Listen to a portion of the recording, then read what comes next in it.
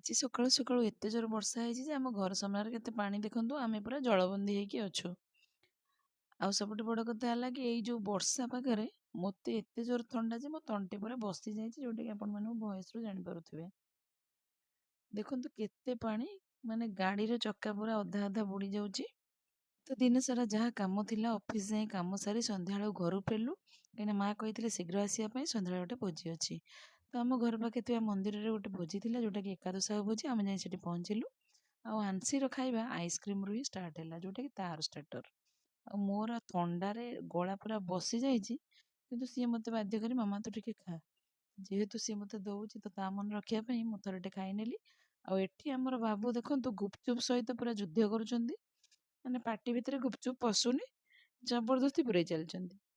ତ ସିଏ ତାଙ୍କର ଗୁପଚୁପ୍ ଷ୍ଟାର୍ଟ କଲେ, ଆଉ ମା ସିଧା ଯାଇକି ମେନ୍ କୋର୍ସରେ। କାହିଁକି ନା ତାଙ୍କୁ ଏ ଷ୍ଟାର୍ଟର ଗୁପଚୁପ୍ ଏସବୁ ଜିନିଷ ଭଲ ଲାଗେନି, ସେଥିପାଇଁ ସିଏ ଯାଇକି ମେନ୍ କୋର୍ସ ଖାଇଲେ। ତ ଏଇସବୁ ଖାଇବା ପିଇବା ସରିଲା ପରେ ଆମେ ପୁଣି ବାହାରିଲୁ ଘରକୁ। କାହିଁକିନା ଘର ସାମ୍ନାରେ କେତେ ପାଣି ତ ମୁଁ ଅଲରେଡ଼ି ଦେଖେଇ ସାରିଛି।